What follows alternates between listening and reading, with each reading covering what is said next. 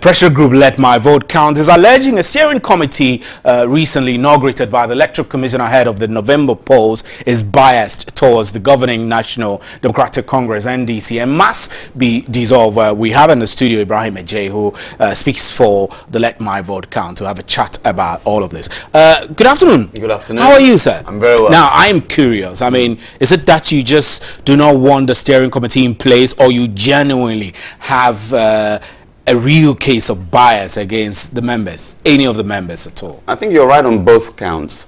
First and foremost, let's look at the need for a steering committee. You have, in fact, their terms of reference are to do what? To ensure security, credibility, and that we have free and fair elections before, during, and after 26 elections. But the Electoral Commission has, at both regional, district, and national levels, election management committees to do this very thing. We've been doing it since 1992. So we don't need a new steering committee. We don't need it. First and foremost, you don't need it. It is duplicitous.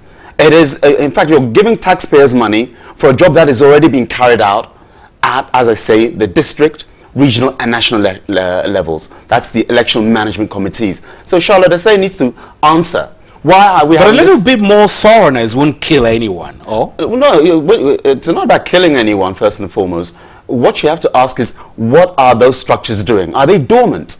Because if you have 10-member committee and across the country you have election management at district, regional, and also national levels, then it's not just about a little more thoroughness. Let's understand that Charlotte Asay, the EC chair, asked for 1.26 billion Ghana cedis.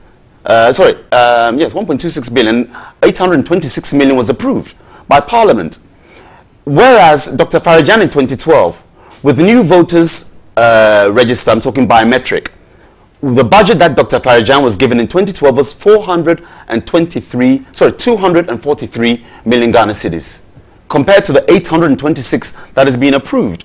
Million Ghana cedis. So but we can argue for inflationary cost and etc. and cost of items and stuff like that. Even if you put it, so if we look at the situation we are in. I'll stay on message regarding the new steering committee. But if we want to look at the issue of inflation, given that inflation as we speak today is 19%, when it was approved, it was 17.3%. It shot up. But let's stay on that particular message for a second. The machinery for the elections, I'm talking the biometric, are still there. We're not repurchasing or retooling news. So what is it? The money can only be this 826 million Ghana cedis that Charlotte Asay has been approved for Charlotte Asay's EC, which is 600 million more than Dr. Farijan's time, just 4 years ago. With the machines still being used, can only be for what? Manpower.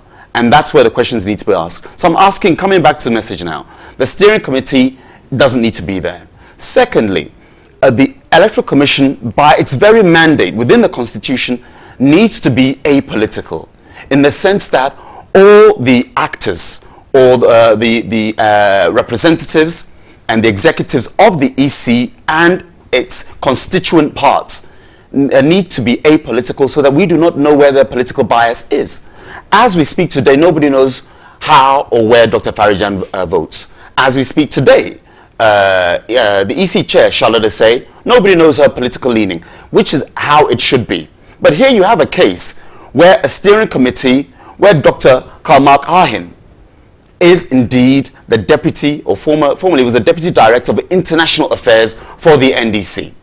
And the Let My Vote Count, what we did, we flagged this up. And as we understand now, the National Secretariat has withdrawn his name from the 10-member committee. Secondly, you also have Francis Azumia, who in fact contested for the Bulsa North constituency. His posters came up, not once, but on more than one occasion. He's contested, yet he's on the ticket, not on the ticket, on the steering committee. Again, so what? Because they have been active in a political party activities, they shouldn't be there. They shouldn't be there. So you have two issues. You think that this is duplicity, and then two, the fact that it goes against the spirit. Biased. Yes, it goes. The second one is that it goes against the spirit and the dictates of the Constitution. They need to be apolitical. For example, you're having Kotoko and Hearts playing football. The referee, we should know that the referee doesn't support either team. And you bring Herbert Mensah to exactly. And then likewise, the linesmen. Let's assume that the steering committee are the linesmen in this equation. Once you know that the linesman is NDC, I mean, whatever decision, because the referee looks what? It looks to the linesman for guidance on key decisions within the 18 So have you got any response from the EC on this? On the EC, no. What we do know that is the National Service Secretariat has withdrawn the name of Dr. Karl Mark Ahin, which is good news, I think, for Ghana and our democracy going forward. Secondly, you have Joe Whittle. Now, he's a member of SHRAJ, the Commission for Human Rights and Justice, but a known NDC loyalist. He shouldn't be there. You have 3 people. I think we are a nation of 26 million people. And the Electoral Commission, chaired by Charlotte Essay, I think can dig a little bit deeper and find people who are apolitical. We're not saying that nobody should have a vote. Asante Tumfo voted in 2012. Are you with me? But you don't know who he voted. But we don't know who he voted for. You want Asante to be a member of the steering committee? Why not? Why not? Why not? Because as long as it's not active party politics, he chairs RegSec, regional security, in terms of what is happening now, in terms of Boku. So what do you want the EC to do now? What we want the EC to do, scrap the committee. Or change the members? No, scrap the committee. That's what they should do. But of course, the EC is an independent body. Ibrahim, I'm afraid that we have to wrap up on this, but I'll give you the last word. Okay, we're saying, thank you very much. We're asking that the EC scrap the committee. Secondly, actually put in place what the VCRAC CRAB committee recommended at Alisa Hotel. That is to do what? Have validation of voters. That's what we need. Secondly, we need to have. Ibrahim Ajay, we're grateful. I think that we'll follow this a lot more from now on.